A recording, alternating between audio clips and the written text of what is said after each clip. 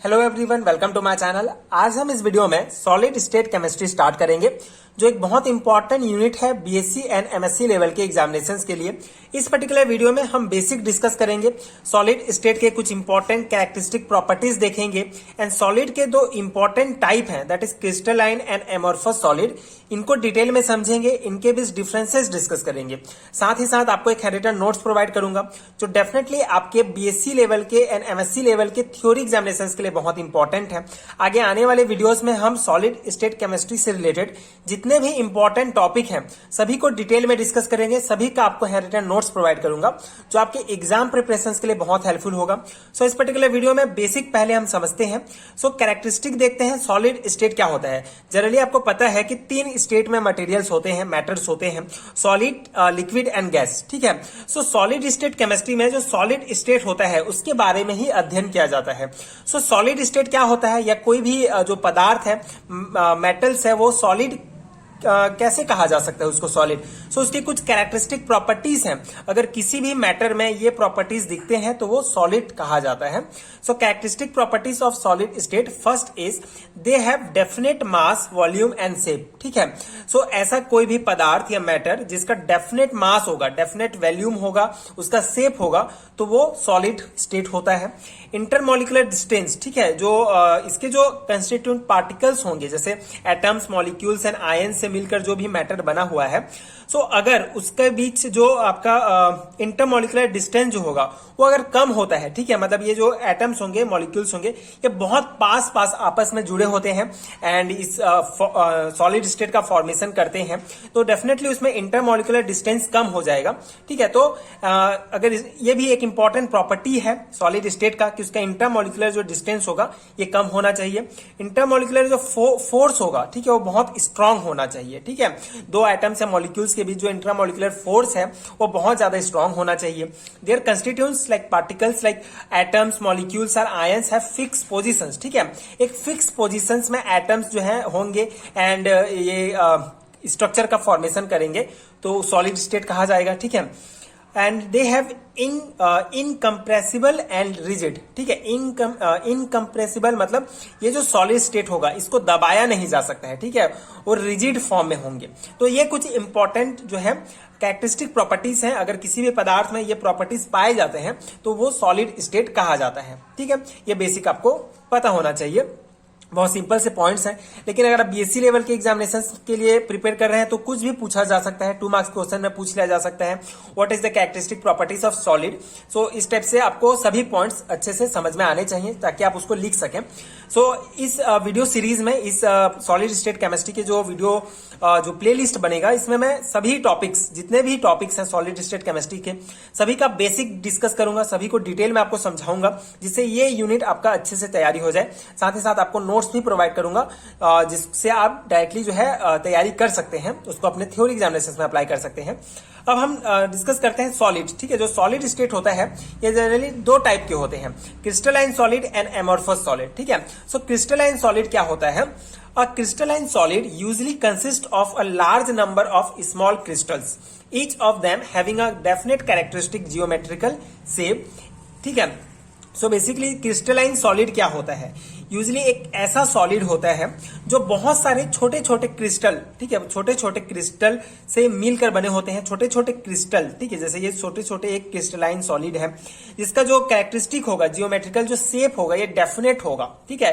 ये जो solid state के जितने भी जो कैरेक्टरिस्टिक प्रॉपर्टीज हैं सभी को फॉलो करेगा एंड एक स्मॉल क्रिस्टल का फॉर्मेशन करेगा। अब ये जो स्मॉल क्रिस्टल्स होंगे, ठीक है, ये आपस में मिलकर, ठीक है, एक बड़े क्रिस्टल का फॉर्मेशन करेंगे। ठीक है। तो इसी को ही क्रिस्टलाइन सॉलिड कहा जाता है, मतलब क्रिस्टलाइन सॉलिड बहुत छोटे छोटे क्रिस्टल से मिलकर बने होते हैं। ठीक है।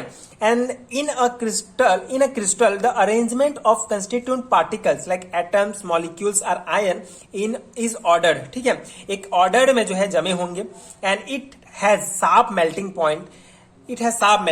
एग्जाम्पल के लिए sodium chloride, quartz, sugar, common salt, oxalic acid etcetera. ठीक है। सो सिंपल शब्दों में आप ये समझ सकते हैं क्रिस्टलाइन सॉलिड क्या होता है। क्रिस्टलाइन सॉलिड वे होते हैं जो सॉलिड स्टेट के जितने भी हमने कैरेक्टरिस्टिक प्रॉपर्टीज पढ़े ये सभी को फॉलो करते हैं। ठीक है। मतलब उनका जो मास वॉल्यूम जो शेप होगा ये डेफिनेट होगा, ठीक है, तो उसी को क्रिस्टलाइन सॉलिड कहा जाता है। यहाँ पे आप एक डायग्राम भी यहाँ पे देख सकते हैं इसका क्रिस्टलाइन सॉलिड का। मतलब ये जो है एक इसका जो एटम्स होंगे, ठीक है, ये जो है डेफिनेट मतलब होंगे, ठीक है, मतलब ये जमे होंगे एक डेफिनेट शेप में, एक इनका मास वॉल्यूम शेप जो होगा ये डेफिनेट होगा, ठीक है, तो इसी को ही क्रिस्टलाइन सॉलिड कहा जाता है। ठीक है, अब एमॉर्फस सॉलिड हम डिस्कस करेंगे, उसके बाद आपको और इजिली जो है इसमें डिफरेंस समझ में आ जाएगा। एमॉर्फस सॉलिड क्या होता है? An amorphous solid consist of particles of irregular shape, irregular arrangement of atom, ठीक है। जैसे कि क्रिस्टलाइन सॉलिड में हमने पढ़ा कि पूरा रेगुलर होगा, पूरा डेफिनेट होगा, अरेंजमेंट होगा एटम्स का, लेकिन एमॉर्फस सॉलिड में जो है इरेगुलर अरेंजमेंट होता है एटम्स का, ठीक है, कहीं भी हो सकता है एंड एक शेप बनाएगा तो उसको एमॉर्फस सॉलिड कहा जाता है। मतलब इसमें सभी कैरेक्टरिस्टिक प्रॉपर्टीज होंगे सॉलिड स्टेट के, लेकिन इसमें अरेंजमेंट डिफरेंस कहां होगा क्रिस्टलाइन एंड एमॉर्फस सॉलिड में? अरेंजमेंट ऑफ एटम्स, ठीक है। क्रिस्टलाइन सॉलिड में जो अरेंजमेंट होगा एटम का ये डेफिनेट होगा, मतलब एक के बाद एक रखा होगा, लेकिन इसमें कहीं भी हो सकता है।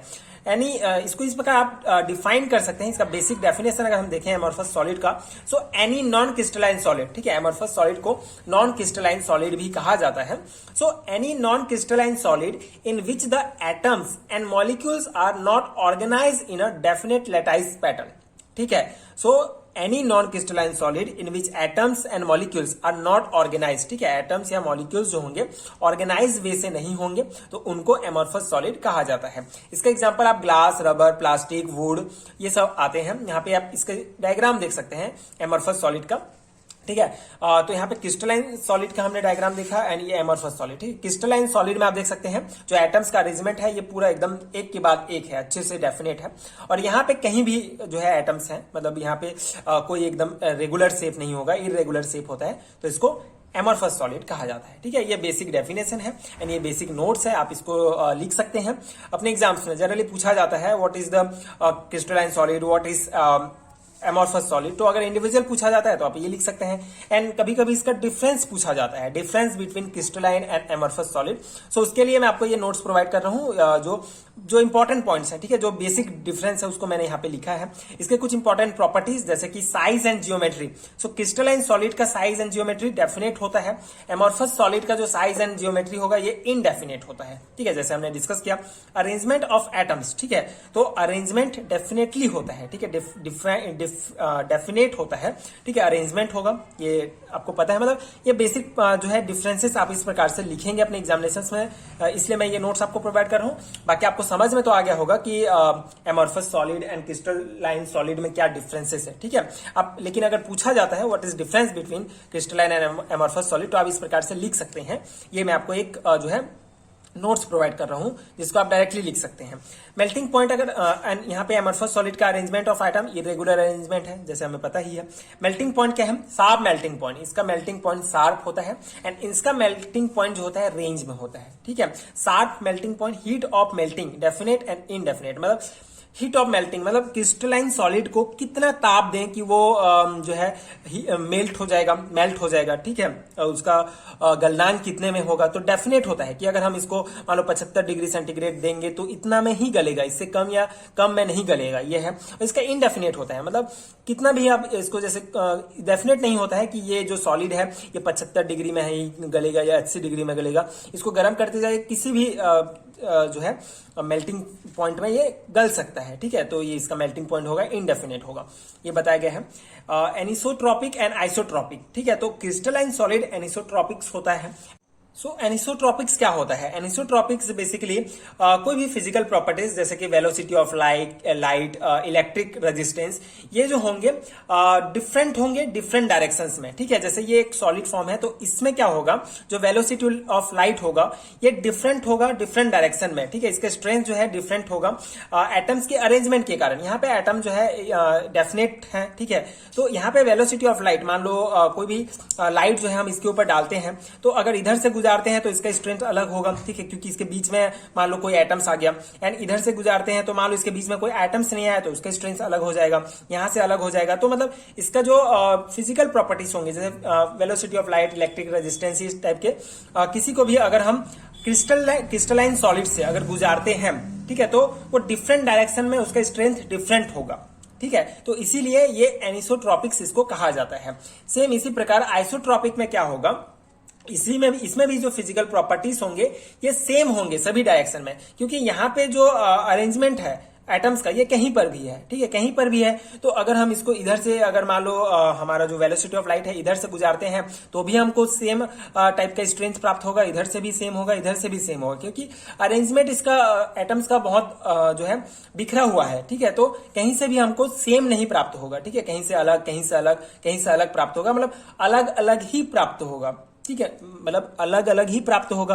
मतलब यहाँ पे क्या होगा, यहाँ भी अलग अलग ही प्राप्त होगा, लेकिन ऐसा भी हो सकता है कि अगर ऐसे इसको वेलोसिटी ऑफ लाइट को गुजारा जाए लाइट को, तो कहीं पे ऐसा भी हो सकता है कि एटम्स आए ही नहीं, इंटरमोलिकुलर जो डिस्टेंस है वहीं से गुजर जाए तो उसका स्ट्रेंथ अलग होगा, लेकिन इस टाइप का क्वालिटी इसमें नहीं पाया जाएगा, ठीक है। ऐसा हो ही नहीं सकता कि अगर हम इसमें लाइट गुजारें तो उसके बीच में कोई एटम्स ना आए, ठीक है, एटम्स आएगा ही आएगा, ठीक है। तो इसी प्रकार मेन डिफरेंस आपको ये समझना है कि फिजिकल प्रॉपर्टीज जो होंगे इसमें डिफरेंट, हर डायरेक्शन में डिफरेंट होगा, लेकिन इसमें जो है सेम होगा हर डायरेक्शन में। इसीलिए इसको एनिसोट्रॉपिक कहा जाता है और एमोर्फस सॉलिड को आइसोट्रॉपिक कहा जाता है। आई होप आपको समझ में आ गया होगा। और एग्जांपल्स तो जैसे हमने पहले भी डिस्कस किया, इसके sodium chloride, quartz, sugar, common salt, oxalic acids, ये जो है इंपॉर्टेंट एग्जांपल्स हैं क्रिस्टलाइन सॉलिड के। एमोर्फस सॉलिड में ग्लास, रबर, प्लास्टिक, जो भी लकड़ी, वुड है, ये भी आपका इसमें आ जाएगा, ठीक है, एग्जाम्पल्स में। तो ये एग्जाम्पल्स हैं इसके, और ये जो है बेसिक डिफरेंस था क्रिस्टलाइन सॉलिड, एमोर्फस सॉलिड का। आई होप आपको समझ में आ गया होगा, ये नोट्स आपके एग्जाम प्रिपरेशन के लिए हेल्पफुल हुए होंगे। सो ये था सॉलिड स्टेट केमिस्ट्री का पहला टॉपिक हमारा, सॉलिड के 2 इंपॉर्टेंट टाइप। आगे आने वाले वीडियोस में इससे रिलेटेड जितने भी इंपॉर्टेंट टॉपिक्स हैं सभी को मैं डिटेल से डिस्कस करूंगा। इस टाइप से आपको एक हैंड रिटन नोट्स प्रोवाइड करूंगा जो डेफिनेटली आपके एग्जाम प्रिपरेशन के लिए हेल्पफुल होगा। अगर आपको इसका पीडीएफ चाहिए यूनिट वाइज, ठीक है, अगर आपको कंप्लीट सॉलिड स्टेट का हैंड रिटन नोट्स चाहिए तो आपको नीचे डिस्क्रिप्शन बॉक्स में पीडीएफ स्टोर का लिंक मिलेगा, वहां से आप डाउनलोड कर सकते हैं। वहां आपको सभी टॉपिक्स सॉलिड स्टेट केमिस्ट्री से जितने भी इंपॉर्टेंट टॉपिक्स हैं सभी के हैंड रिटन नोट्स मिल जाएंगे, तो आप उसको ले सकते हैं। सबसे पहले आपको जो इमेज दिख रहा होगा इंडेक्स इमेज में, उसमें आपको मिल जाएगा कौन कौन से टॉपिक्स इस पर्टिकुलर पीडीएफ के अंदर मिलेंगे। तो आप एक बार मैच कर लीजिए अपने सिलेबस से, अगर आपके सिलेबस के अकॉर्डिंग है दैट्स टॉपिक, सो उसके आधार पर ही आप जो है पीडीएफ ले सकते हैं। एंड अगर वीडियो हेल्पफुल है तो आगे के वीडियोस देखने के लिए प्लीज चैनल के साथ जुड़े रहिए। प्लीज सपोर्ट कीजिए, like share subscribe to my channel, and thank you so much for watching.